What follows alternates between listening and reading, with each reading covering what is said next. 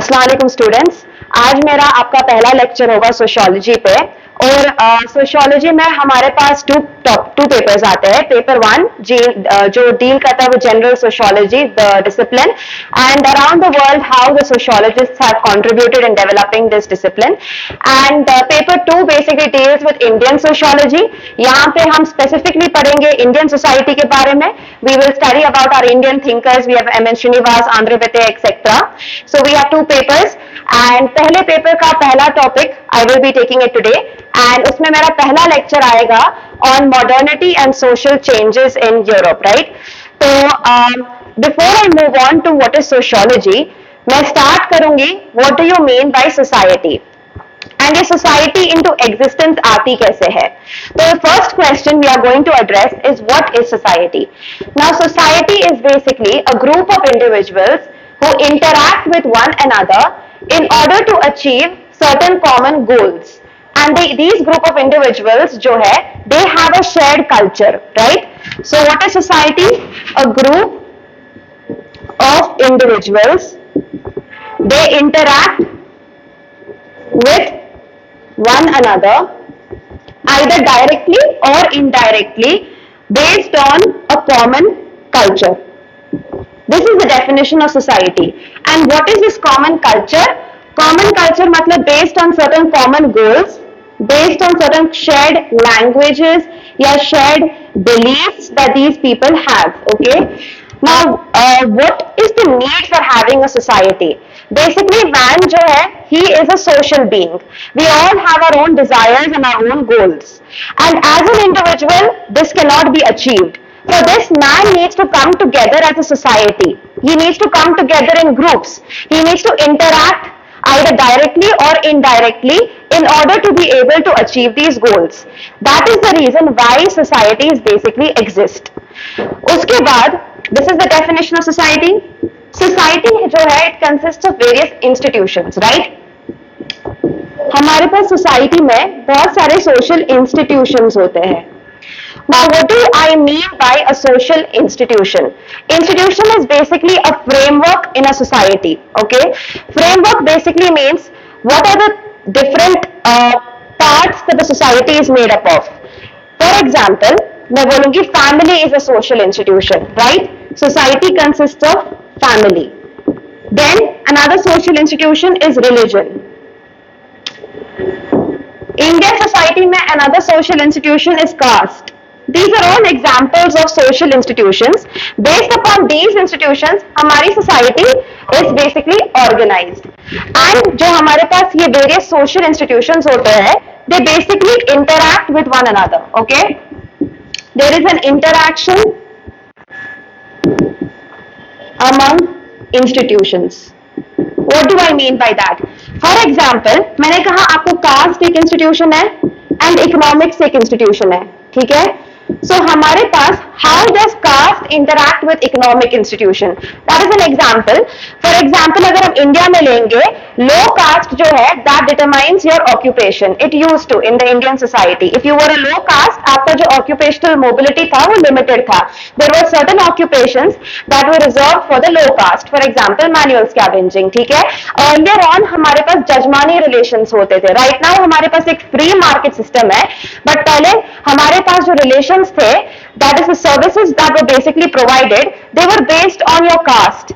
तो इसमें जो caste as a social institution है, it interacted with the economic social institution. So that is why I'm saying that society is made up of various social institutions that basically interact with one another. And society basically consists of various actors, right? Actors basically means all of the individuals present in a society, because as you can see हमारे पास society has a great influence on our actions. हमारे actions जो है they are not something taken by our own will or our own psychology, right? It depends upon society. For example, मैं आपको बोलूंगी हमारे पास later on एक thinker आता है डर्कहाइम, ठीक है? Durkheim basically tries to analyze कि एक social phenomena है suicide. In general अगर हम देखेंगे from a common sensical point of view, अगर आप सोचोगे तो suicide is something you may say that a person commits because of his psychological problems, right? But Durkheim through his studies in sociology shows that suicide is not something that is coming out of insanity or some psychological problem. Rather, suicide जो है, it is something that is influenced by the society. Suicide जो है, it depends upon what is your level of integration with the society, which we will study about later. So through this example, what I'm trying to tell you is that हमारे पास जो society है, वो actors के social actions को influence करता है. तो as I said, the society is a group of individuals, they interact with one another. बहुत सारे social institutions है हमारे पास society में, जैसे family आता है, religion आता है, caste आता है. जो ये सारे social institutions है, ये एक दूसरे के साथ interact करते हैं, and you have various actors present in the society who also interact with the various elements of society. So this is basically what society means. Now, what do you mean by sociology? Sociology is basically the systematic study of society. It follows a certain defined procedure. What do I mean by systematic? There is a proper defined procedure that early sociologists have followed in order to study society. Now, sociology जो है, it is a term that was coined by an early thinker known as Auguste Comte. And he is known as the founder of modern sociology. Auguste Comte, remember his name, he will be using it a lot later on. Auguste Comte is known as the founder of modern sociology, and he is the one who gave us the term sociology. Okay, so sociology जो है, it basically aims at understanding three things. One, why do societies exist? ठीक है? It will try to understand what is it that leads to the existence of a society in the first place. Second, what causes changes in society, right? And third, what causes a society to persist? So these are the three things that our topic of sociology will deal with.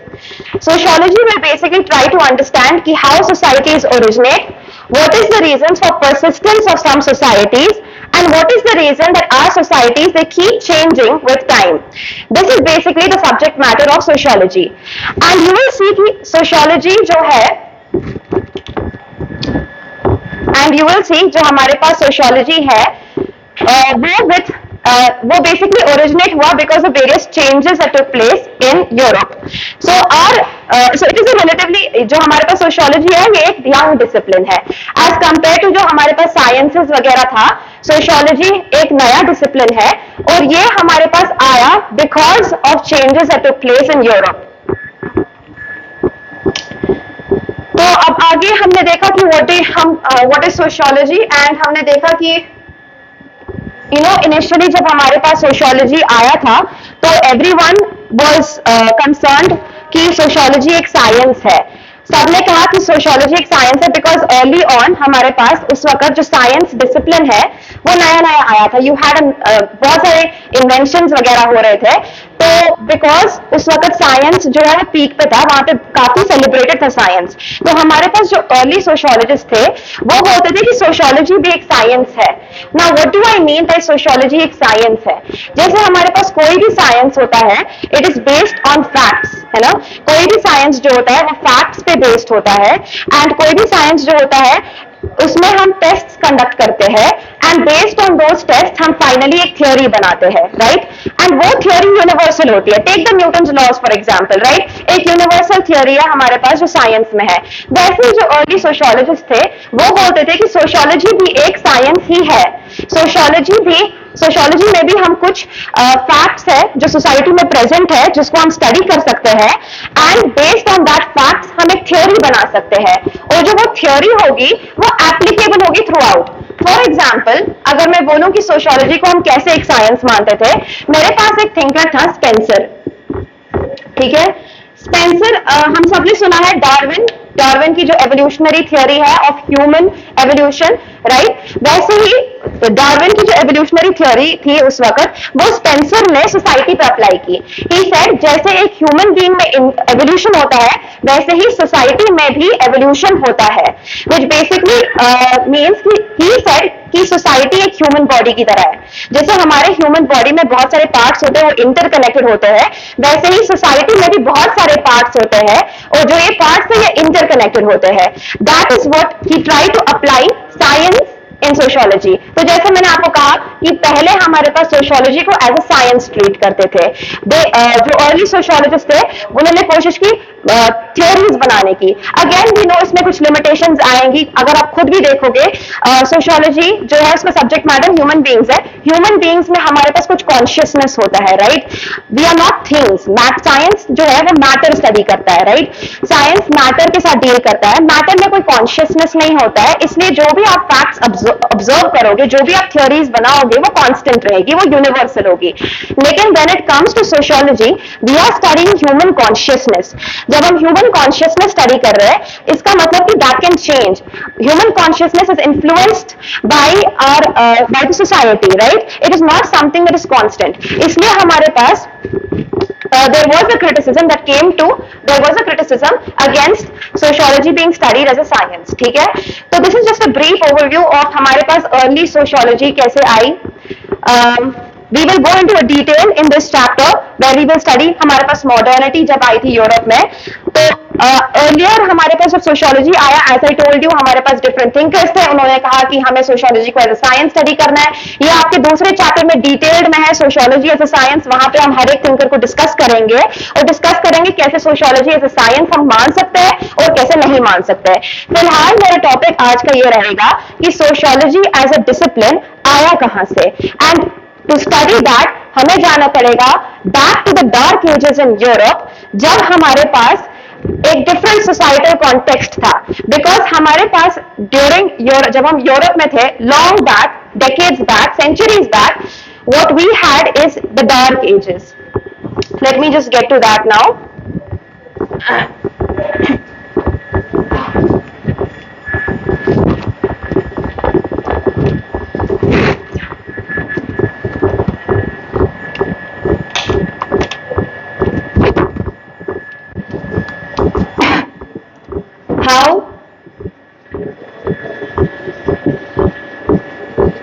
Sociology emerged, आया कहां से discipline, है ना? हम बोल सकते हैं discipline का वन वर्ड आंसर अगर मैं आपको बोल दूं, इट इज मॉडर्निटी और मॉडर्नाइजेशन ऑफ यूरोप, ठीक है? What do you mean by modernization? Modernization का मतलब होता है जो हमारे पास ट्रेडिशनल थिंकिंग होती है, ट्रेडिशनल आइडियाज होते हैं, वो रिप्लेस हो जाते हैं by new ideas and new thinking. That is what is modernity in simple terms. Now Europe में हमारे पास एग्जैक्टली यही हुआ था। जो वहां पे ट्रेडिशनल सोसाइटी थी वो रिप्लेस होने लगी। जो ट्रेडिशनल सोसाइटी थी वहां पे हमारे पास नए आइडियाज आ गए और उसकी वजह से एक मॉडर्न सोसाइटी बनी। जब एक मॉडर्न सोसाइटी आ गई यूरोप में, तो बहुत सारे चेंजेस आ गए, पॉजिटिव भी थे और नेगेटिव भी थे। इन चेंजेस को अंडरस्टैंड करने के लिए हमारे पास बहुत सारे थिंकर्स, अर्ली थिंकर्स आए, जिसकी वजह से हमारे पास सोशियोलॉजी डेवलप हुआ। So this is like a brief of कैसे सोशियोलॉजी हमारे पास आया। अब जो ये मॉडर्नाइजेशन ऑफ यूरोप है, इसको हम डिफरेंट फेजेस में डिवाइड कर सकते हैं, ठीक है? पहला फेज आता है मेरे पास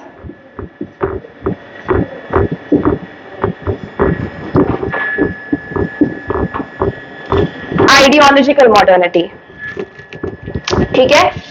आइडियोलॉजिकल मॉडर्निटी ये पहली चीज थी जो हमारे पास यूरोप में आई।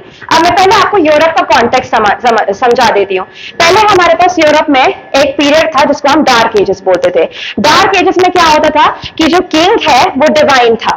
द किंग सेड कि जो भी उसमें पावर्स है वो सुपर नेचुरल है, and God himself has given him this powers, ठीक है?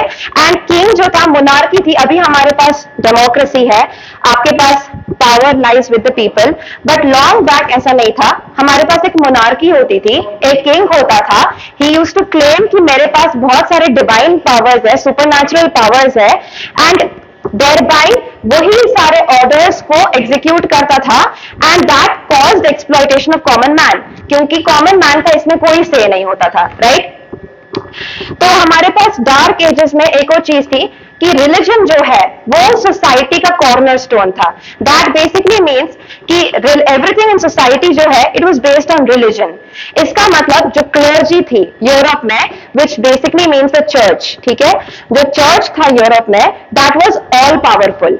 चर्च ने क्या किया था, उसने एक बिशप अपॉइंट किया था, एंड जो बिशप है वो किंग को गाइड करता था कि कैसे हमें पूरा एक्सिक्यूट करना है. तो जो किंग और जो हमारे पास चर्च था उसके बीच में एक नेक्सस हुआ करता था, and that nexus came at the cost of exploitation of common man. जो कॉमन मैन था वो एक्सप्लॉइट होता था क्योंकि किंग बेनिफिट करता था from the clergy. Clergy legitimacy देती थी किंग को. क्लर्जी बोलती थी yes the king is divine, and king जो है वो क्लर्जी को प्रोवाइड करता था with land, with gifts, and therefore जो दोनों है वो एक सिम्बायोटिक रिलेशनशिप में थे back in the dark ages in Europe, right. और जो कॉमन मासेस थे दे यूज्ड टू सफर, क्योंकि क्लर्जी बोलती थी कॉमन मासेस को कि your ultimate goal is salvation. जो भी है you know you have to suffer. And जैसे टैक्सेस वगैरह होते थे, जो हमारे पास कॉमन मैन है सारा burden of taxes common man पे होता था, बट उनको राइट टू वोट वगैरह नहीं होता था. लेकिन जो क्लर्जी है they used to have the voting powers, and basically they used to carry run the entire system. तो हमारे पास जो डार्क एजेस में यूरोप में सोसाइटी थी वो बेसिकली ऐसे ही ऑर्गेनाइज्ड थी.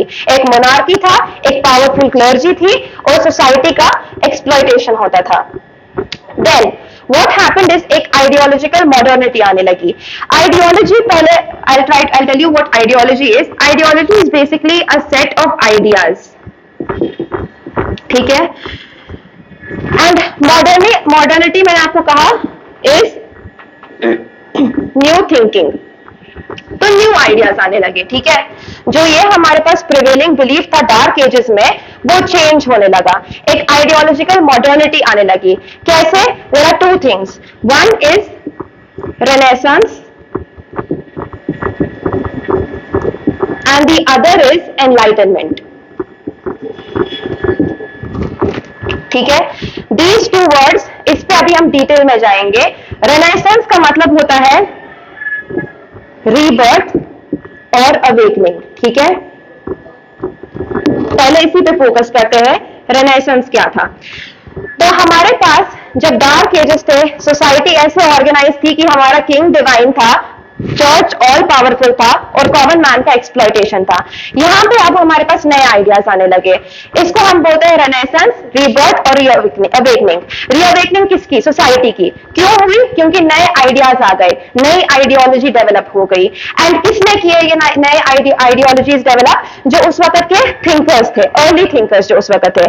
फॉर एग्जाम्पल हमारे पास उस वक्त था रेने डिस्कांट, मेरे पास इरास्मस था, मेरे पास डांटे था. These were some of the early thinkers जिन्होंने एक नए सेट ऑफ आइडियाज को प्रोपोगेट करना शुरू किया. Now in order for you to understand renaissance of Europe, मैं आपको इंडिया का पहले एग्जांपल दे देती हूँ. आपने हिस्ट्री में पढ़ा होगा हमारे पास इंडिया में एक पीरियड था जिसको बोलते हैं सोशल रिफॉर्म का पीरियड. उस पीरियड में इंडिया में क्या हुआ, जो हमारे पास सोसाइटी में एग्जिस्टिंग इवल्स थे, जैसे विडो रीमैरिज अलाउड नहीं था, सती होता था, चाइल्ड मैरिज होता था, गर्ल फीटिसाइड होता था, गर्ल्स को एजुकेशन नहीं मिलता था, ये सारे हमारे पास उस वक्त सोसाइटी के एक्सेप्टेड नॉर्म्स थे. This was considered normal in society back then, है ना.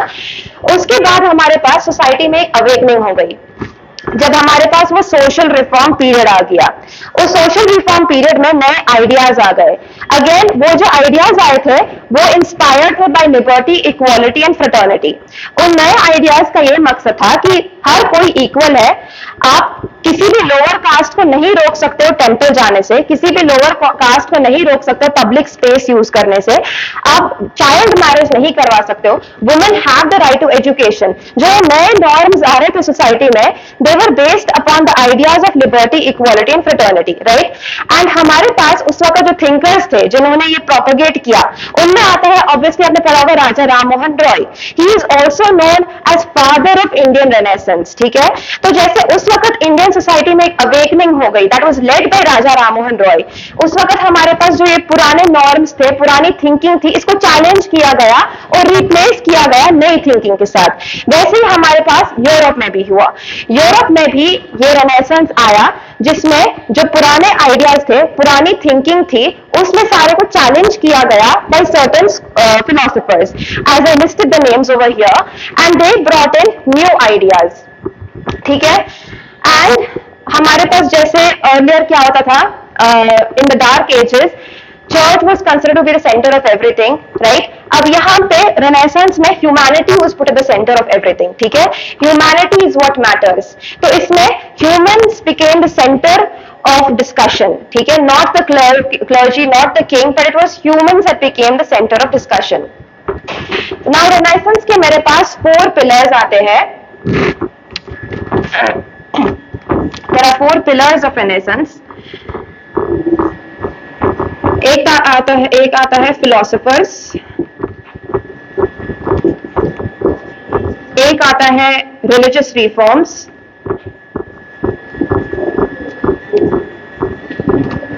एक आता है साइंस, और 4th है मेरे पास एज ऑफ वोएजेस, ठीक है। I'll explain these to you one by one। तो हमारे पास जो रेनेसेंस है 4 पिलर्स थे, that means based on these 4 pillars हमारे पास जो भी नए आइडियाज आए थे। एक तो आता है मेरे पास फिलोसोफर्स, ठीक है। फॉर एग्जाम्पल पहला फिलोसोफर आता है Rene Descartes. I told you Rene Descartes ने एक बहुत फेमस लाइन दी है, I think therefore I exist. इसका मतलब because I am thinking, whether ये सही है ये गलत है, जो सोशल नॉर्म है वो सही है या गलत है, that is what will lead to your existence. I think therefore I exist is a famous line given by Rene Descartes. Rene Descartes ये भी बोलता है, ये बॉडी और माइंड ड्यूअलिज्म हमें देता है। रेने डिस्कांट बोलता है कि if the mind is directing the body, that will lead to rational behavior। लेकिन अगर the body is directing the mind or the behavior is directing the mind, that will lead to animal like behavior। तो इसमें ये basically emphasize करता है on the importance of mind, है ना। I think therefore I exist, ये चीजें Renee Descartes ने उस वक्त लिखी थी। और आता है मेरे पास उस वक्त इरास्मस, ठीक है। Erasmus wrote something known as In Praise of the follies, ठीक है। ये जो है ये एक मॉकरी थी, जो उस वक्त मोनार्की था, जो क्लर्जी था, उन सबका एक मॉकरी था जो हमारे पास इरास्मस ने किया था। उसके बाद मेरे पास आता है डांटे। डांटे बेसिकली, और we have David Hume. David Hume ही basically wrote religion is a body of miracles। again what he is doing is criticizing religion, okay। David Hume ने भी रिलीजन को क्रिटिसाइज किया था, क्वेश्चन किया था जो नेक्सस था बिटवीन किंग और बिटवीन द चर्च। तो ये हमारे पास इनकी थिंकिंग की वजह से हमारे पास नए आइडियोलॉजीज डेवलप हुई, नई थिंकिंग डेवलप हुई, जिसकी वजह से लोग अब चैलेंज करने लगे जो सोसाइटी में इविल था और जो डार्क एज था, ठीक है। फिर आता है रिलीजियस रिफॉर्म्स। इसमें मेरे पास आ गया प्रोटेस्टेंट एथिक्स। प्रोटेस्टेंट्स आ गए। प्रोटेस्टेंट्स क्या थे कि जब हमारे पास रिलीजियस रिफॉर्म्स कैसे हुए कि हमारे पास जो बाइबल थी वो इनिशियली हिब्रू में थी, लेकिन विद जैसे जैसे साइंस बढ़ने लगा उसकी ट्रांसलेशन होने लगी, एंड पीपल को एक्चुअल मीनिंग ऑफ बाइबल समझ आने लगा। उनको समझ आया कि God did not want exploitation of man to happen, and therefore एक रिलीजियस रिफॉर्म स्टार्ट हो गया। जो हमारे पास क्लर्जी ने in the name of religion हर किसी को एक्सप्लॉयट किया था वो खत्म होने लगा, क्योंकि अब लोगों को रियलाइज हुआ through science that we are not meant for exploitation। the third thing जो मेरे पास आता है साइंस था, ठीक है। साइंस बहुत बढ़ने लगा क्योंकि with the coming of science हमारे पास लॉजिकल रीजनिंग डेवलप होने लगी। With the coming of science जैसे हमारे पास एक अर्ली थ्योरी थी जो प्रोपेगेट किया गया था, दैट वाज चैलेंज्ड। मेरे पास एक हीलियोसेंट्रिक थ्योरी आ गई, ये कोपरनिकस की हीलियोसेंट्रिक थ्योरी थी। जो अर्लियर मेरे पास चर्च था, उन्होंने कहा था कि मैन जो है वो सेंटर में है यूनिवर्स के, और बाकी सारी चीजें मैन के अराउंड घूमती है। तो we know that is not true. Copernicus की थ्योरी आई, heliocentric theory, and heliocentric theory ने कहा कि इट इज द सन जो सेंटर में है एंड एवरीथिंग एल्स उसके अराउंड घूमता है। तो हमारे पास साइंस में बहुत सारे रिफॉर्म्स आने लगे। हमारे पास चार्ल्स डार्विन की भी एवोल्यूशनरी थ्योरी आने लगी। इसलिए जब साइंस इतना डेवलप होने लगा, हमारे पास प्रिंटिंग प्रेस वगैरह डेवलप होने लगा, तो people they started to think logically. इसकी वजह से भी हमारे पास एक रीअवेकनिंग हुई। अगेन इंडिया में भी अगर आप देखोगे, हमारे पास रीअवेकनिंग या रेनेसेंस का जो हमारा पीरियड था, जो सोशल रिफॉर्म के वक्त हुआ था, दैट वाज बिकॉज हमारे पास प्रिंटिंग प्रेस था, हमारे पास बहुत सारे लिटरेचर लिखा जाता था। इसकी वजह से एक सोशल अवेकनिंग क्रिएट हुई। तो हम बोल सकते हैं कि साइंस जो है वो एक इंपॉर्टेंट पिलर था रीअवेकनिंग का। एंड फोर्थ आता है मेरे पास as of voyages. As of voyages क्या था कि आपने हिस्ट्री में पढ़ा होगा, हमारे पास जब कॉन्स्टेंटिनोपल जो था वो इट फेल, राइट, एंड हमारे पास नए रूट्स डिस्कवर करने थे फॉर ट्रेड। तो इसी वक्त हमारे पास वास्को ड गामा भी इंडिया आ गया। तो एक नया एज ऑफ वॉयेज स्टार्ट हो गया, right. So they started to look for new colonies and they started to develop new colonies and look for new colonies, and during the age of voyages हमारे पास trade बढ़ गया, ठीक है। जो उस वक्त लोग थे, दे रियलाइज कि ट्रेड बढ़ रहा है, right, their incomes are increasing and they are becoming more wealthy. तो उन्होंने रियलाइज किया कि it is not because of rituals to God कि हमारा जो है हम वेल्दी बनेंगे या हमारा जो स्टैंडर्ड ऑफ लिविंग है वो इंप्रूव होगा, but through hard work, right.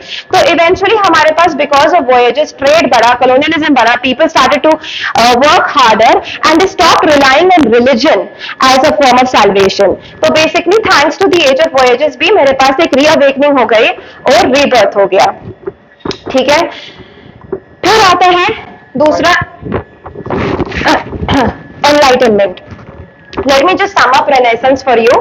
Renaissance जो है, it is a 14th century period of awakening, ठीक है। A 14th century period of awakening in Europe, जो डार्क एजेस के वक्त आया था, जिसने चैलेंज किया था जो प्री एग्जिस्टिंग आइडियाज थे सोसाइटी में, जिसने चैलेंज किया था किंग की डिवाइनिटी को और क्लर्जी के पावर्स को, जिसने चैलेंज किया था कॉमन मैन के एक्सप्लॉइटेशन को। उसमें हमारे पास फिलोसोफर्स आते हैं, इरास्मस आता है, डेविड ह्यूम आता है, रानी डेस्कांट आता है। इन्होंने बेसिकली आइडियाज स्प्रेड करने में मदद की थी।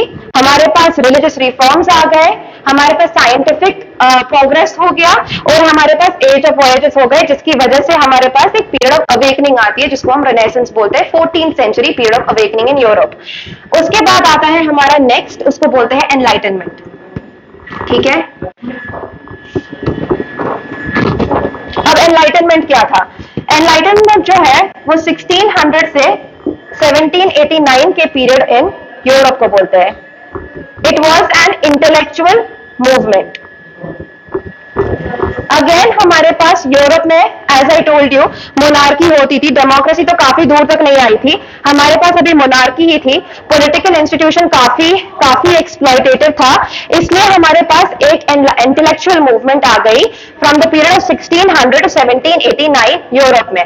ये इंटेलेक्चुअल मूवमेंट जो थी, it was led by certain intellectuals, for example Hegel और जॉन लॉक, ठीक है।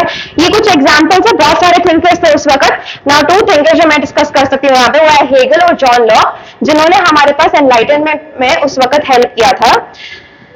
सो हमारे पास ये थिंकर्स क्या बोलते थे कि उस वक्त जो डोमिनेंट पॉलिटिकल इंस्टीट्यूशन, जैसे मैंने आपको कहा, मोनार्की थी, राइट, और एक्सप्लॉइटेशन होता था स्टूडेंट्स का, एक्सप्लॉइटेशन होता था हमारे पास सारे उस वक्त जो ये थे क्लासेस का, राइट, ऑल द क्लासेस।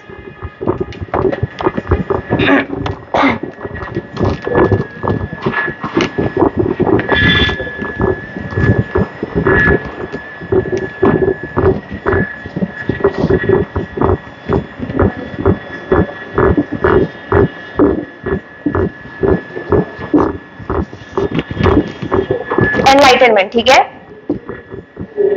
1600 से 1789 के पीरियड को बोलते हैं। यूरोप में एक इंटेलेक्चुअल मूवमेंट था ये,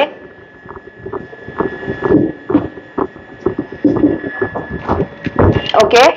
एंड एनलाइटनमेंट में जो हमारे पास थिंकर्स आते हैं उसका एग्जांपल मैं बोलूंगी हेगल। सी, हेगल ने क्या कहा था? इसने कहा था कि mind develops consciousness and out of consciousness जो भी हमारे पास सोसाइटी में है that basically exists, right. He said mind से हमारे पास कॉन्शियसनेस आता है and from consciousness everything in society exists. For example religion etcetera. तो जो रिलीजन है it is actually a making of the mind according to Hegel. इसने कहा था कि सोसाइटी कैसे होगी, it will depend upon your mind, it will depend upon your consciousness. अगर हमारे पास कॉन्शियसनेस है ऑफ यूनिवर्सल ईगोइज्म, ठीक है, यूनिवर्सल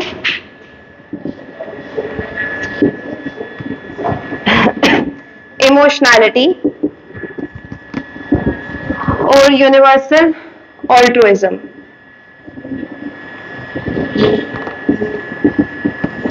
ये क्या है? माइंड या कॉन्शियसनेस। अगर आपका माइंड है ड्रिवन बाय ईगोइज्म, आपको एक मोनार्किकल सोसाइटी मिलेगी, ठीक है। This is the kind of society you get. अगर आपका माइंड है ड्रिवन बाय यूनिवर्सल इमोशनैलिटी, आपको एक प्रिमिटिव सोसाइटी मिलेगी। अगर आपका माइंड है ड्रिवन बाय यूनिवर्सल ऑल्ट्रुइज्म, आपको एक मॉडर्न सोसाइटी मिलेगी, ठीक है, मॉडर्न सोसाइटी मिलेगी। तो इस तरह से हमें हेगल ने कहा था कैसे माइंड आपका कॉन्शियसनेस इन्फ्लुएंस करता है एंड कॉन्शियसनेस डिटरमाइंस कि सोशल इंस्टीट्यूशंस क्या क्या होंगे। फॉर एग्जाम्पल अगर रिलीजन एक सोशल इंस्टीट्यूशन है, it is because of the it is a result of creation by the mind, ठीक है। वैसे ही अगर हमारे पास यूनिवर्सल ईगोइज्म होगा तो एक मोनार्की आएगी। अगर मेरे पास इमोशनैलिटी होगी तो प्रिमिटिव सोसाइटी आएगी, सॉरी। अगर मेरे पास ऑल्ट्रुइज्म होगा तो एक मॉडर्न सोसाइटी आएगी, ठीक है। उसके बाद जो मेरा दूसरा थिंकर था इसमें वो है जॉन लॉक, ठीक है। जॉन लॉक अगेन इसने भी क्रिटिसाइज ही किया था मोनार्की को।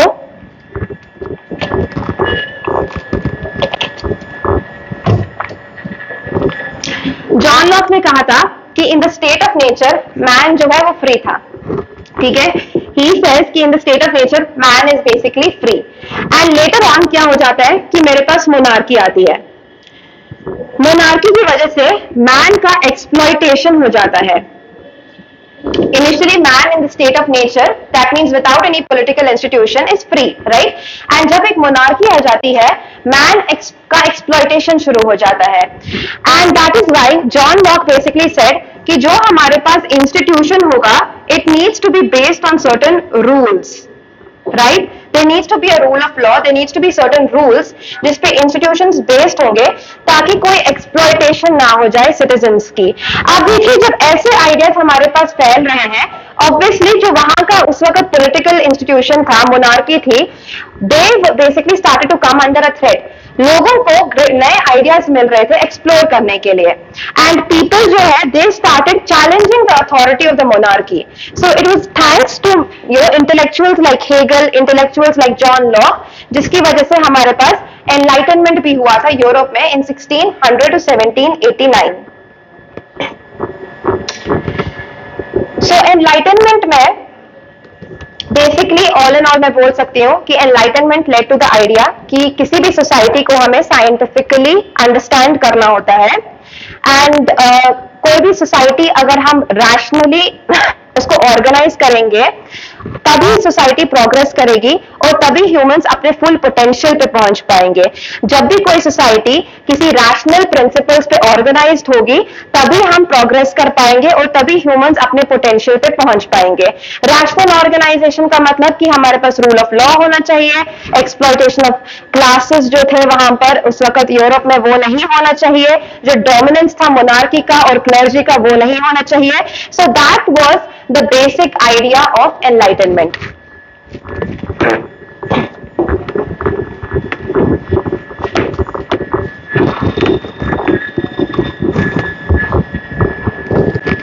ठीक है, तो again let me just sum up ताकि आपको ये अच्छे से बैठ जाए कि आइडियोलॉजिकल मॉडर्निटी क्या थी। Ideological modernity, quick recap of 1 minute. Ideological modernity मेरे पास था न्यू आइडियाज जो डेवलप हुए। इसमें हमारे पास जो यूरोप में डार्क एजेस थे उसको बेसिकली चैलेंज किया।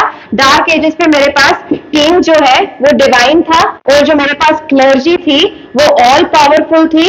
इन दोनों के बीच में मेरे पास एक नेक्सस था और on the basis of this nexus जो क्लासेस था, सोसाइटी जो थी, जो कॉमन मैन था, उसका एक्सप्लॉयटेशन होता था। ठीक है, ये मेरे पास डार्क एजेस के बाद ऐसा होता था। उसके बाद तो मेरे पास जो आइडियाज थे वो ये थे कि किंग डिवाइन होता है, उस पर सुपर नेचुरल पावर्स होते हैं। जो क्लर्जी है वो गाइड करता था किंग को, किंग क्लर्जी को लैंड देता था, गिफ्ट देता था, दोनों सिम्बायोटिक रिलेशनशिप में थे। डार्क एजेस के बाद मेरे पास आइडियोलॉजिकल मॉडर्निटी आती है, उसमें मेरे पास रिनेसेंस आता है और दूसरी चीज आती है मेरे पास उसमें एनलाइटनमेंट। ठीक है, रेनेसांस जो है वो एक 14th सेंचुरी कल्चरल मूवमेंट था और हमने इसके 4 पिलर्स के बारे में पढ़ा। एक मैंने पढ़ा फिलोसोफर्स, ठीक है, एक मैंने पढ़ा साइंस, एक हमने पढ़ा इसमें रिलीजन और हमने इसमें पढ़ा voyages, trade, development of new colonies. ये थे मेरे 4 पिलर्स रेनेसांस के। उसके बाद आता है मेरे पास enlightenment. It was from 1600 to 1789। Europe में था, एक इंटेलेक्चुअल मूवमेंट था मेरे पास। इसमें मेरे पास कुछ इंटेलेक्चुअल्स थे जिन्होंने नए आइडियाज दिए, अगेन चैलेंज किया जो मेरे पास एग्जिस्टिंग पॉलिटिकल इंस्टीट्यूशंस थे। फॉर एग्जांपल इसमें मेरे पास आता है जॉन लॉक और आता है इसमें मेरे पास हेगल। तो ये है मेरी आइडियोलॉजिकल मॉडर्निटी जिसकी वजह से सोसाइटी में चेंजेस आ रहे थे। Now we will move on to the next kind of modernity जो था मेरे पास, पॉलिटिकल मॉडर्निटी।